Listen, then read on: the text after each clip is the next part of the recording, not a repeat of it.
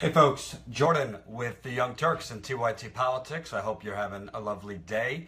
Lot going on in the news. Go check out the channel. I have a video up on the Dakota Access Pipeline already leaking. That came out yesterday. I'm doing some follow-up reporting on that. And I'm also going to be doing some additional reporting on a nuclear waste site that is near a underground fire in St. Louis. But the last few days I've been working on a written story about the 6 Flint residents that were arrested 3 weeks ago today. If you remember, I was in Flint, Michigan, April 20th. I was covering a town hall at a church. Mayor Karen Weaver does town halls on the water crisis there. And this town hall on April 20th was at a church. The topic was supposed to be about the decision the mayor made to keep Flint on Detroit's water system. Flint had been on Detroit's water system for about 50 years. And of course, we know what happened in 2014. They switched Flint from Detroit's water system, which they never had a problem about, to the toxic Flint River. It was supposed to be a temporary switch until the KWA, the Carigandi Water Authority, which is a privatized water pipeline, that was being built, and there's going to be all sorts of separate reporting I do on that. So when they switched it to the Flint River, that's when all the lead problems happened. Over a year later, they switched back to Detroit. So in this process, after switching back to Detroit, the mayor of Flint was looking at options for the city's permanent water source, and they decided that they were going to stay on Detroit's water system.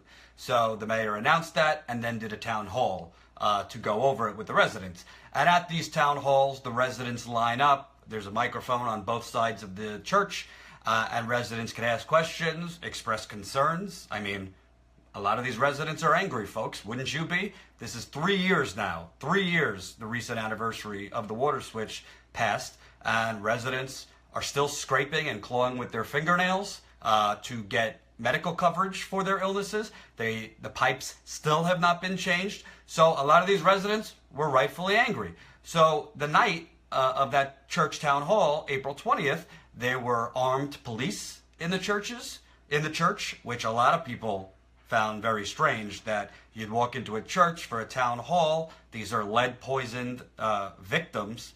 And why are there armed police, 2 in the back, 1 in the front? It's a little intimidating. They also, men were told you have to take off your hats because you were in a church. That set an intimidation factor from the beginning. And right in the beginning of the town hall, before the official town hall started, Police Commissioner Tim Johnson had essentially warned residents, if you act out, if you get out of line, according to him, I'm not playing games, you're going to be escorted out and arrested. Well, that's exactly what they did.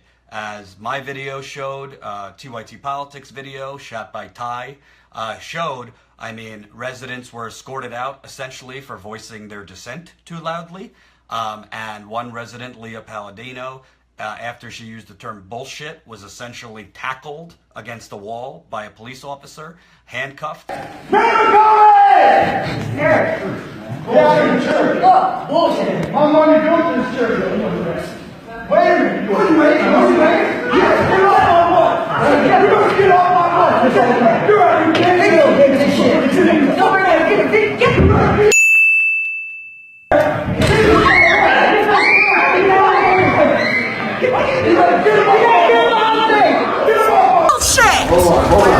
Hell no. That's bullshit. Hey, bro! Easy with her! Where they at? No, he got Step back, Tony. I'm helping They you. were conveniently close by. Thank you. That's my wife. Don't anything happens to her, you're off. I showed you right after her bruises across her left arm from that. Other residents were arrested. One resident, Abel Delgado, was arrested. You can see in my video, he's essentially talking to a police officer. They're not very close to each other. He says out loud, "This is fascism," and right when he says that, you see a police officer behind him handcuff him. Look at that fascism! Don't give me that shit! Look how y'all do whatever. Watch your mouth when you talk. I'm not no kid, okay? I never said And I didn't disrespect you. Dude, I did not disrespect you. Dude, you're disrespecting us. Dude, you're disrespecting the church, my man. You disrespecting the church. You're a big cussing at the church. Yeah. You cussing at the church. No! You're not touching their guns. Don't resist. Just right ahead. We'll get you out of here. What did he do? Why is he getting arrested? We'll get you out of here, Abel. Don't worry, man.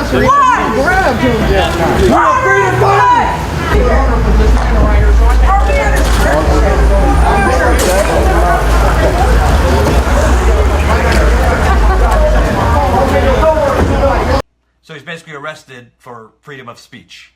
Another woman was arrested. She opened a door. It accidentally hit a police officer. She was arrested. So that's the explanation. That's the explanation for what happened that night. So 6 residents were thrown in city jail and lockup, and they were there overnight, and then they were released. So I followed up on the arrest. Nobody else has. And there's been a lot of unusual, not by the book practices by the police and by the city that you normally don't see. I have a big story on this coming out tomorrow. It's going to be up on the Young Turks Medium page. If you don't know, we have a page on medium.com. I'll post the article when it's up tomorrow. But essentially, it was said the day after by the city that the charges for these residents included disorderly conduct, interfering with police, and assault on a police officer. So the latter, assault on a police officer, that's a fairly serious charge, and that is a violent offense if somebody did that. There is no video evidence that any of these residents assaulted a police officer. So, as a reporter, I have reached out over and over and over again to the mayor's office, the police department, the city's attorney's office, and it's been crickets, crickets, crickets. So I did a little digging, and I've spoken with the ACLU. The ACLU is going to be defending so far 5 of the 6 residents. Not sure why the 6th resident, not yet, but 5 out of the 6 they are representing. So let me give you a little bit about what is happening here that's out of the ordinary. So essentially, in the weeks since their arrest, the Flint 6 were never arraigned, nor given a date for their arraignment. They've also not been notified whether they are being charged at the city or state level. Although all 6 were incarcerated overnight following their arrest, and one allegedly assaulted a police officer, no hearing was held to set bail before they were released the next day. And share this video, let's get this out there. So normally, what would happen is if you're arrested, particularly for a violent crime like assaulting a police officer, you'd be put in lockup, you would go before a judge, you'd be arraigned, and in the case, you'd be told what are the charges against you, and in the case of assaulting a police officer, you probably wouldn't be let out of jail, because that's a violent crime. So, as I spoke with the, what happened in this process, it really doesn't follow the normal sequence that upon being locked up, a person would be brought before a judge. A judge would tell them these are the charges, and then you'd presume, you'd have the charges read against you, and if it was a violent crime, you probably wouldn't be let out. So, quote, this is from the ACLU attorney, and this will be in the story tomorrow. That didn't happen here. Gregory Gibbs, who's an attorney with the local ACLU there in Flint, he said it's unusual for these particular authorities to wait so long. Gibbs basically explained to me that the standard operating procedure for charging an individual arrested is to give the information to the city prosecutor or county prosecutor with a request for them to issue criminal charges. If those charges are issued, they'd then be filed with the court and an arraignment would be scheduled, like I just said. So Gibbs said to me, quote, "What I think is unusual in this case is that the parties were arrested, confined in a jail overnight, and released pending further investigation. It's unusual because if they were considered to be so dangerous as to require immediate incarceration, then the usual procedure would be to immediately charge them and bring them before a judge rather than release them the next day pending further investigation." So essentially, their claim which I'm telling you is fraudulent because I was at the town hall. I was the only national reporter there covering it. Their claim is that these 6 residents, we don't know how many of the residents they are accusing of assaulting a police officer, but their claim is that there was disorderly conduct, interference with the police, and assault of a police officer. So what the ACLU lawyer told me, and what in my research is supported, is if that actually happened, if a police officer was assaulted, the person would be put in jail, brought before a judge, probably the next morning, arraigned, and not let out. But that didn't happen here. So although the city has said these are the charges, the day after these are the charges, no charges have been formally filed. So this same attorney, Gregory Gibbs, sent a letter on April 27th to Angela Wheeler, who is the interim Flint city attorney. So she's the top lawyer for the city of Flint, Angela Wheeler. He also sent a letter to David Layton. He is the Genesee County prosecutor. Flint is part of Genesee County. So you got the city and then the county. If the cases were going to be filed, if the cases were going to be charged and prosecuted, if it's brought by the city, they would be looking at Flint ordinances that were violated. If it's brought by the county, they would be looking at state law that was violated. I've learned that Layton, who is the Genesee County prosecutor, so again, that's state law, he is overseeing 5 out of 6 of the cases. The 6th case is being reviewed by Wheeler, the city attorney. Why 5 are being issued by the attorney? Why 5 are being overseen by the county prosecutor, and 1 is being issued by the city attorney? They have not responded. There has been a very, very big lack of transparency. None of the 6 arrested know, A, what am I being charged with? B, do I have a court date? C, what are you currently investigating? They're under pending further investigation. But what are you investigating, and what does that mean, pending further investigation? Usually an investigation, you'd reach out to eyewitnesses. Maybe you would reach out to the person you're possibly charging. None of these residents who I have followed up with, I have interviewed 5 out of the 6, still looking for the 6th one. None of them have been contacted by police. The only contact they've had is with their lawyers at the ACLU. So essentially 6 residents lead poisoned, reminding you, these are people who have already been poisoned by their government. None of them have been contacted by the city. And in addition to the daily struggle of dealing with poisoning, they have this cloud hanging over them of what is my future? Am I going to be criminally prosecuted? So, and this is, again, 3 weeks ago. This happened today. Nothing. So I have reached out to the city, gave me this, quote, "The cases related to the town hall are still with the officer in charge in the warrant packet preparation phase and have not been presented to the prosecutor's office for review yet. Kristen Moore, the spokesperson for the city of Flint, told me. I am told this is typical and the process is progressing as it should." Again, I told you, as I've reported and the ACLU has told me, the process that they've conducted is not typical.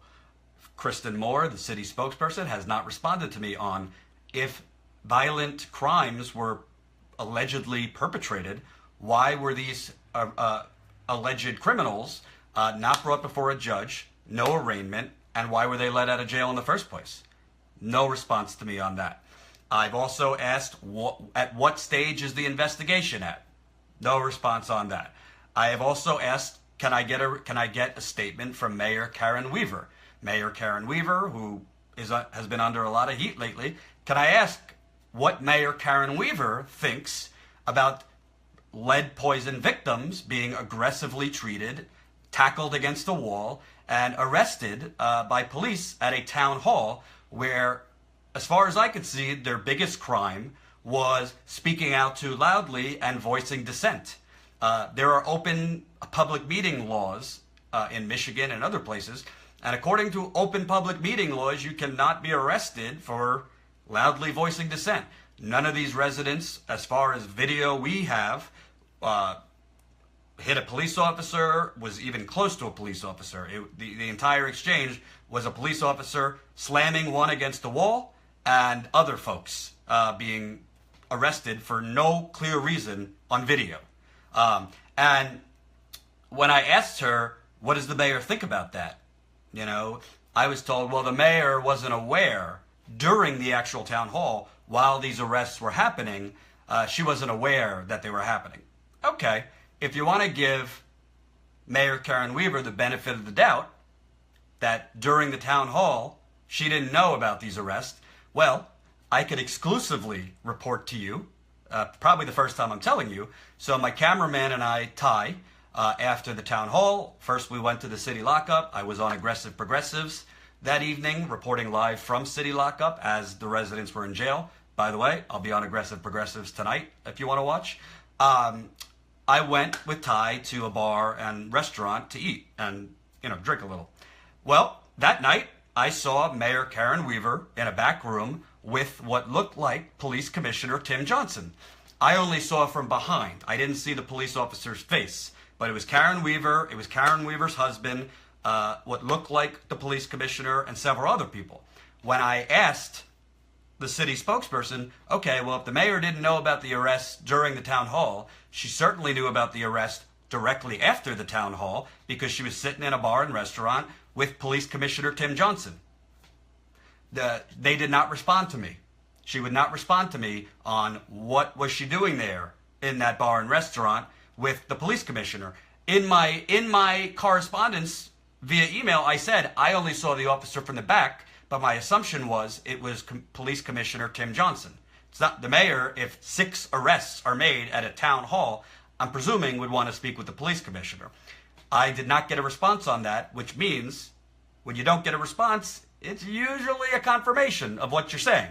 So I could only go by the assumption that directly after the town hall, Mayor Karen Weaver went to the bar and restaurant, don't know if they were drinking anything, and was speaking with Police Commissioner Tim Johnson. They were not speaking about the weather.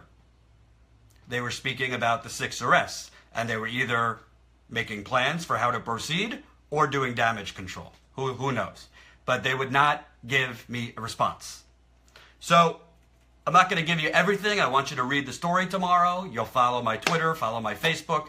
It's a long story. It's got a lot of information and details. But as I always tell you, folks, I agree with a lot of people in the media. We cannot normalize Donald Trump's racism, xenophobia, all that. However, we cannot, at the same time, we cannot normalize an American city being poisoned, and we certainly cannot normalize the First Amendment being under attack, whether for lead-poisoned citizens or any citizens. Because right now, I was there. I was the only reporter there nationally. The local media there might as well have been sunbathing in the back room because they didn't do much. Thanks to Ty, my cameraman, my editor. He hustled. He got some great footage. Go to youtube.com/TYTpolitics. If you want a refresher, you can watch our video. I think it has like 150,000 views on YouTube. Go to the playlist, Flint is Still a Crisis, and the video's on there. We showed the video. We showed that these people were escorted out, 6 of them, essentially for being too loud. 1 or 2 of them cursed. That's not an arrestable offense in America, being too loud or cursing. And you would think a government, city or state, when in the presence of citizens that have been lead poisoned, and as I've reported, as Scott Smith, the water expert, an investigator that I work with, has shown you over and over in Flint and East Chicago, it ain't just lead. It's arsenic, it's bacteria, it's chloroform, all that. So you would think they would treat them a little nicer, and would say, all right, yeah, they're being loud and they're frustrated, but we understand. So please watch share this video. We're going to put it on YouTube after the fact. The story will be out tomorrow. Right now, I'm talking to the Young Turks about going back to Flint and trying to report further, not only on this story and the 6 arrested, but if you don't know, Camp Promise, which is a water protectors camp.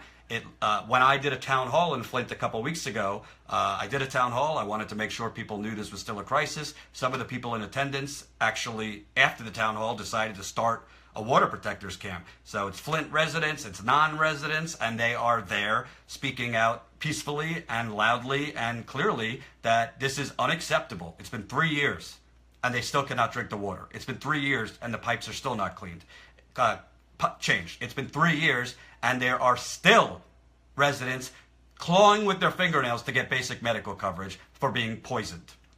It's unacceptable.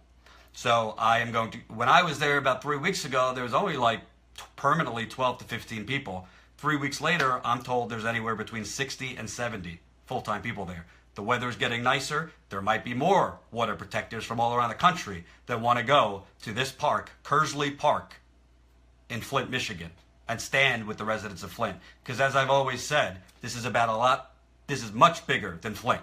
This is about America. This is about corruption. This is about humanity. So stay tuned for my story tomorrow. I believe the Young Turks will be doing a segment on it. And stay tuned. I'll let you know when I'm going back to Flint, Michigan. Thanks for watching. @Jordan Sheridan on Twitter. Peace.